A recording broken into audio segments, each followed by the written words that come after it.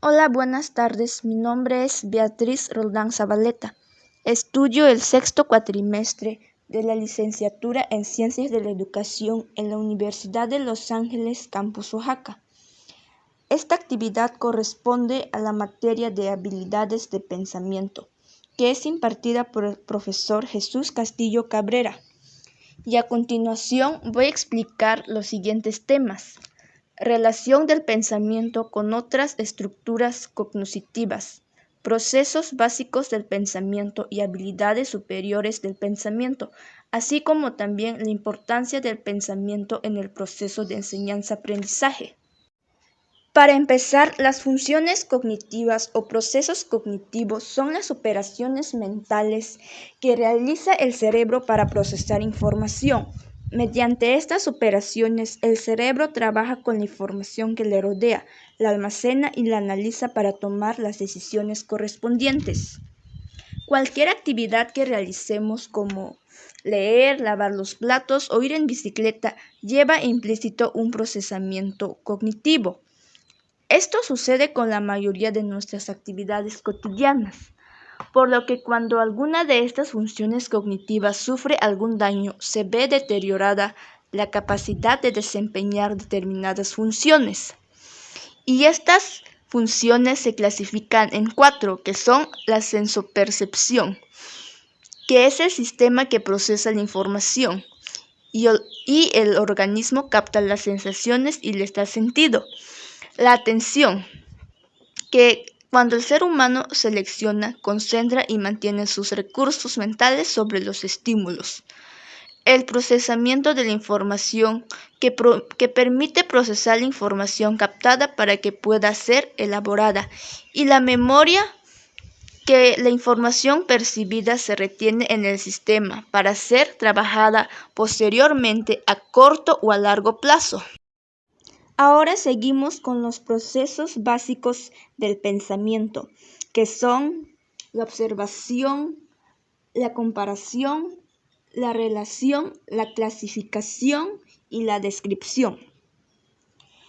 En la observación consiste en resumir, en prestar atención a un objeto o situación con el objetivo de distinguir bien sus características. De este proceso se obtienen los datos más relevantes sobre lo observado. La observación tiene 2 momentos, un momento concreto y un momento abstracto. El momento concreto tiene que ver con el uso de los sentidos para captar las características de la persona con el objeto, evento o situación. Y el momento abstracto tiene que ver con la reconstrucción de los datos en la mente.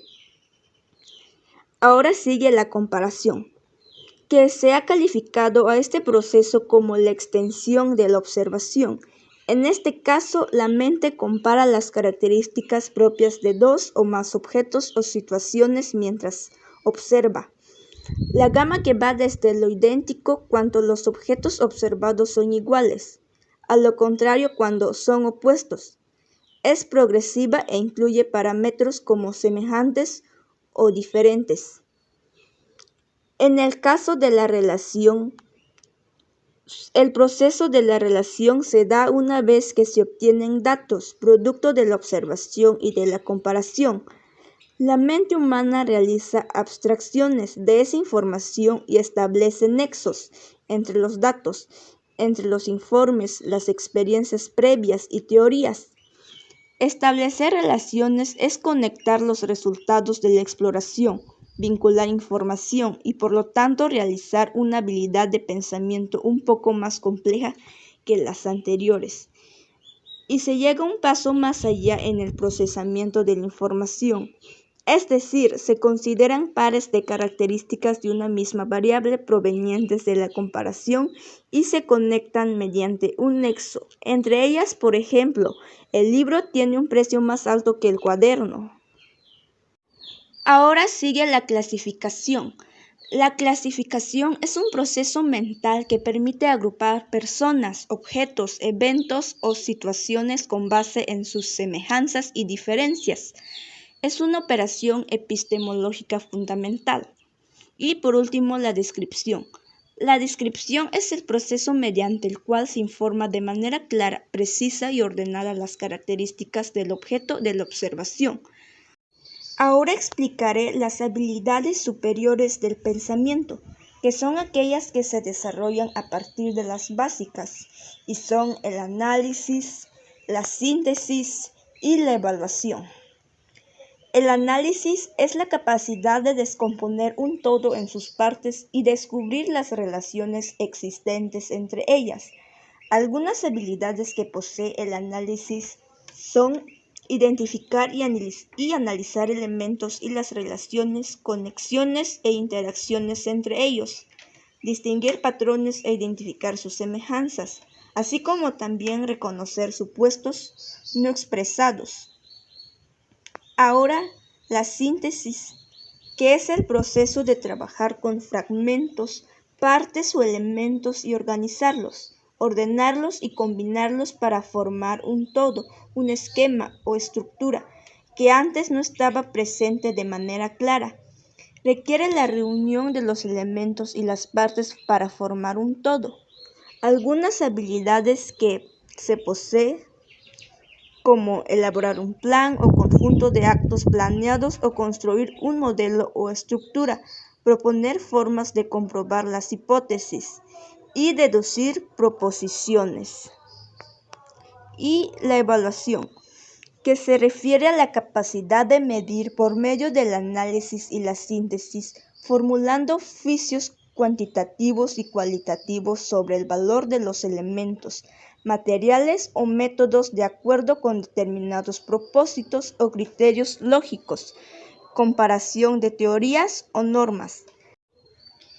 Y ahora mencionaré la importancia de las habilidades de pensamiento en el proceso de enseñanza-aprendizaje. En los estudiantes es importante desarrollar habilidades del pensamiento para poder de esta manera alcanzar el objetivo de formación en el aprendiz. Además, las habilidades del pensamiento buscan en el ser humano tomar decisiones a lo largo de la vida en base a lo aprendido, lo que aprende y lo que aprenderá. Para obtener un uso adecuado del pensamiento es necesario poner en práctica la lectura, actividades racionales, mentales, etc., en donde el alumno pueda desarrollar de manera individual esta habilidad dentro del aula de clases, lo que le permitirá obtener un adecuado desempeño académico. El docente debe realizar actividades en donde el alumno pueda sentirse motivado e interesado a pensar de forma lógica, en donde el estudiante se sienta seguro de su capacidad intelectual. En conclusión, se puede decir que las habilidades del pensamiento inciden directamente en el rendimiento escolar de los estudiantes cuando existe la disposición del docente de utilizar herramientas para potenciar el aprendizaje. O sea que un docente mediador y orientador que desarrolla habilidades del pensamiento durante el proceso de enseñanza aplica actividades motivadoras, lúdicas, interactivas, logran desarrollar aprendizajes significativos en los estudiantes. Bueno, eso ha sido todo y gracias por su atención.